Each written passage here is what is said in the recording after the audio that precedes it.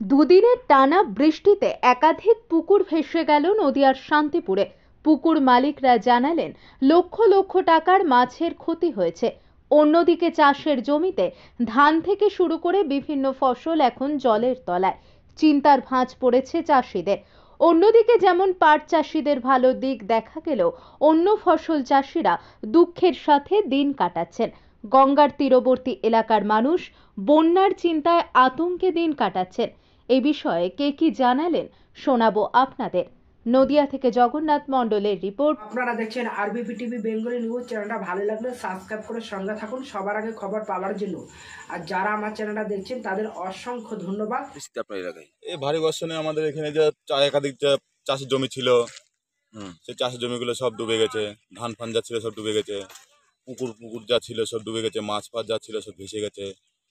দীর্ঘত কয়েক বছর মানে আমাদের জলের যা ইয়ে ছিল, এবার কিন্তু এবার যা ভয়াবহ বৃষ্টি হলো, বন্যা হয়ে গেল আমাদের বৃষ্টিতেই বন্যা। এবারে পরে কি হবে বলা যাচ্ছে না। সব ব্যারেজের জল ছাড়ছে। এবার যদি এত মানে যে জলগুলো ছাড়ছে সেই জলগুলো যদি আসে তাহলে আমাদের ঘর বাড়ি ছেড়ে টাউনে উঠে চলে বন্যা যেতে হবে হবে। আর কি বন্যা হবে এরকম একটা আশা আমাদের এলাকায় এখন চারদিকে জলে আর চারিদিকে ওই তো বন্যা। জল, বিরাট জলের মানে বৃষ্টিতে যা চারিদিকে সব জলপল হয়ে গেছে, ডুবে গেছে। আপনারা কি একটা আতঙ্কের মধ্যে আছেন? আমরা একটু আতঙ্কের ভেতরে আছি। এবার ভাগীরথীর জল বাড়লে বন্যা হওয়ার সম্ভাবনা। ভাগীরথীর জল তো বাড়ছেই। মানে তোমার কিছুক্ষণ আগে খবর দেখছিলাম যে অজয় নদীর জল ছেড়েছে, ময়ূরাক্ষী নদীর জল ছেড়েছে। সেই জলটা যখন গড়াবে তাহলে আমাদের ভাগীরথীর জল বাড়বে, আর ভাগীরথীর জল বাড়লে আমাদের চড়াগ্রাম বাড়ি মানে ঘর বাড়ি থেকে আমাদের স্কুলে চলে বন্যা যেতে হওয়ার হবে। সম্ভাবনা আছে। বন্যা হওয়ার সম্ভাবনা আছে আমাদের। আপনার নাম? আমার নাম গোপাল সরকার। এলাকাটার নাম কি? এলাকার নাম বড়বাজার ঘাট মাঠপাড়া।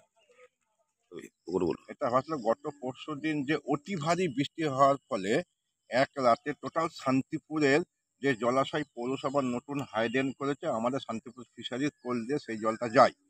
ওইদিকে কিছু একটা বাঁধ আছে, সেই বাঁধে জলটা ধাক্কা খায় এবং সেই জলটা না বার হওয়ার ফলে অতিরিক্ত জলের চাপে আমাদের ফিশারির একটা এখানে ক্যানেল ছিল, ক্যানেলে টোটাল মাটি দিয়ে ভরাট করে জবরদস্ত একটা বাঁধ দেওয়া ছিল, তবুও জলের চাপে বাঁধ ভেঙে গিয়ে টোটাল ফিশারির মধ্যে পুকুরে জল পড়ে যায় এবং পড়ে গিয়ে সমস্ত পুকুর আমাদের ভেসে যায়।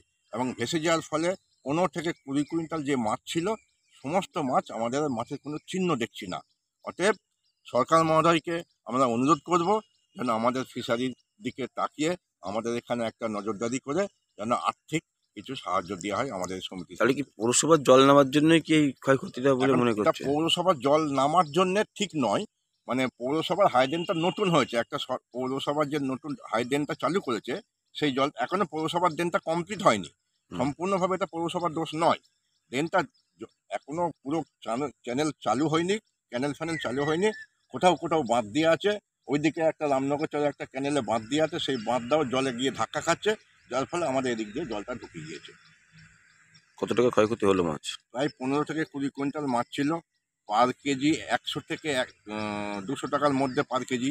ছোট মাছ আছে, বড় মাছ আছে। আপনাদের ফিশারি তো সরকারি আন্ডারে তো? এটা ফিশারিটা মৎস্য দপ্তরের আন্ডারে। বেনিফিশিয়ারি 100 জন মেম্বার আছে, 100 জনের মেম্বারদের সবার যা ইনকাম হয় টোটাল মেম্বাররাই সমানভাবে ভাগ করে নেয়। অতএব আমাদের এই 100টা মেম্বারের আর্থিক ক্ষতির যে মূল্যায়ন সরকার জন্য করে এই ফিশারিকে কিছু সরকার অনুদান দেয়। আপনার নাম আর পরিচয়? হ্যাঁ, আপনার নাম আমার পরিচয়? নাম হচ্ছে প্রদীপ হালদার। আমি এই ফিশারির সদস্য। বর্তমান আমাদের এই ফিশারির সেক্রেটারি আশুতোষ হালদার, এই যে সেক্রেটারি।